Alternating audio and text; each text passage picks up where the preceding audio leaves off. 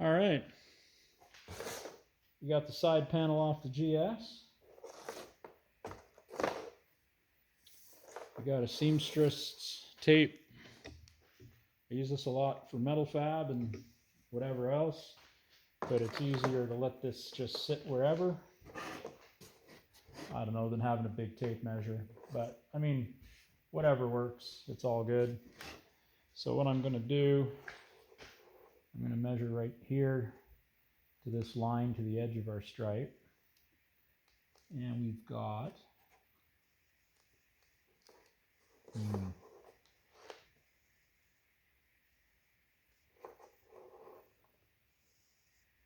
not quite 1 3/4.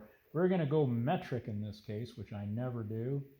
And we have about 18 and 18. So we've got 18 millimeters. And if we go to here, we also have 18 millimeters. Yeah, the one thing with this tape, it's not very precise on the standard side, but for most metal fab and frame pieces and stuff, it's great. But the millimeters in this case, because we're playing with smaller areas, might be the better bet. The width of our stripe is 25 centimeters. Wow, we did this by eye, so I'm pretty impressed.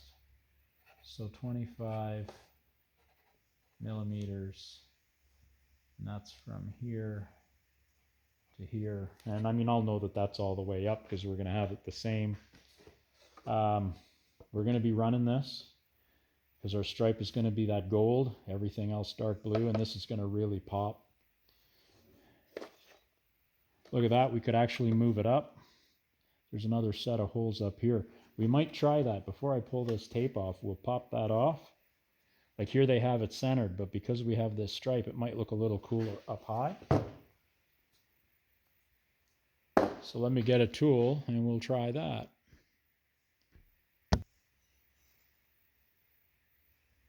So there's these little clips that just push on and jab. That's all that held them on. And they were a little bit rattly, but if you look at this, it's actually a piece of cast metal. Now that's in actually pretty good shape. We're not going to do nothing to that at all. But so they don't rattle around when we put them on, we might run in this top piece a real thin piece of automotive self-adhesive. Look at that, made in Japan. Like even this stuff, you know, today, who knows where anything is made. But what we wanted to see is if you can visualize where that stripe goes, there's a second set of holes. So if that'll fit, the one tab has a little bend in it. Hope I didn't do that. There we go. It might look better there with the stripe. Now that said, that's an easy option. But we can fill these holes. So what does that mean? Well, we can basically, let me see if I get back here. We could have this there, for example. So let me know in the comments. I gotta tell you, I kind of think that's sort of cool. And what I would do, that would allow me to have a little more room. So we could do this wide stripe here and then jump not quite 1/4 of an inch and then have a narrow stripe.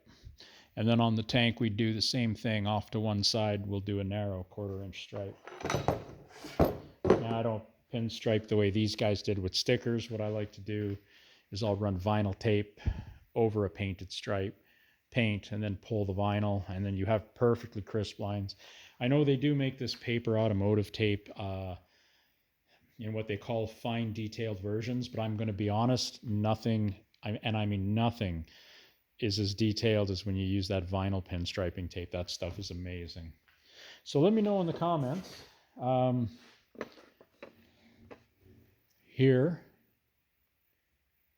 But you can see what I mean by there's a lot of space up here when the stripe is here versus here.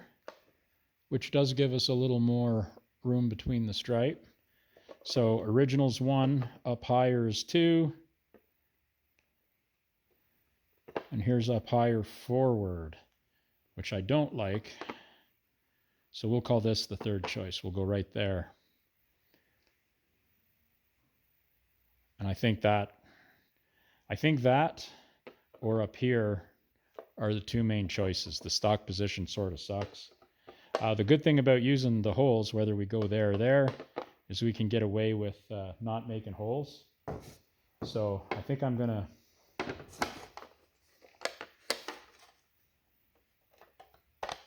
to do this on the budget we have, which is going to be, you know, probably a freebie. We'll probably go with that. I wonder. Oh, that's wore right in. See, this was rattly and it wore right into the paint. That's not dirt. So yeah, there's no cleaning that. But if that gives a nice visual, it's just to give it a little bit of breathing room from the stripe, right? So I think that'll work for us. Let me know what you think down in the comments, but that's an idea. Now, you're working with these bikes, you're going to find cracks. Now, this one doesn't seem to be broken, but if you look down here, there's a little bit of a hairline crack right here. I can feel it there you go. You can see it here. Right in the finish, that little crack. So we're going to take our grinder, we're going to grind that out just ever so slightly, and we're going to use a plastic JB Weld epoxy in there. And on the back side, we'll do the same. We'll actually go with like 80 real rough this way, clean it, and we'll put a nice, now this, there's a frame bar here, but it won't touch. So we got lots of room. We can just add some here and leave it. And that's just to keep it from going further. But the rest of the plastic's good.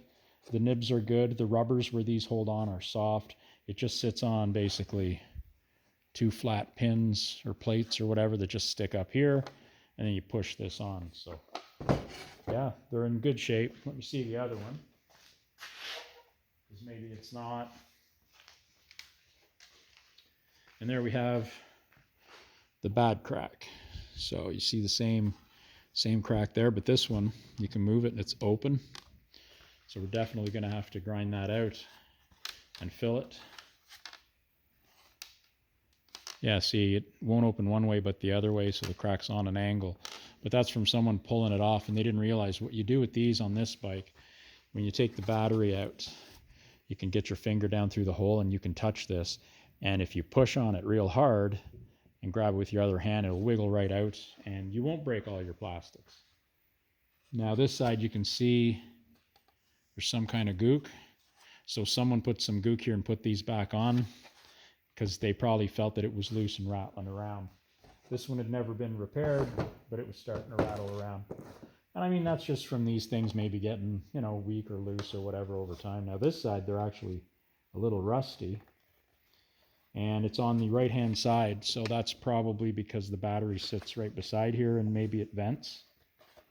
So look into an AGM battery.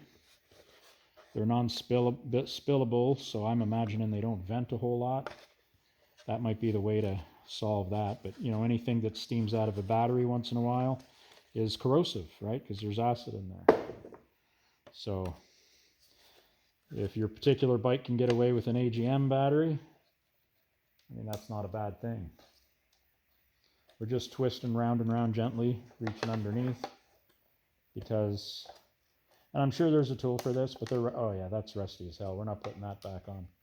See, as good as this bike was, you still find, you know, evidence of rust here and there. It's just the way it goes. So we're just wiggling that in gently.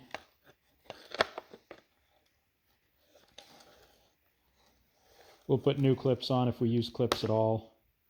I think the ones I have actually spin on. They're called speed nuts, and you can get them, well, you used to be able to get them at all the automotive stores. Now it's harder because you got to describe it to some guy who doesn't seem to really know. You know, we're not in the world that we were in even 20 years ago. And when I was in my 20s, all those guys in their 40s and 50s seemed to know all that stuff, but not today. So it's out there, but you may have to Google it and, you know, find part numbers so they can order you the right stuff. And if you're not sure what size something is, some of it's dirt cheap, so maybe you can find it on Amazon and just order 3-4 sizes and spend $5 and right, that's still cheap considering, you know, getting the job done without frustration, let's say. So there we go.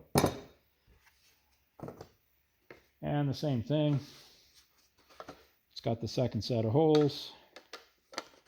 You can see when we relocate it up, it just gives us that breathing room here more, so our stripe will look better. So I think that's what we're going to go with.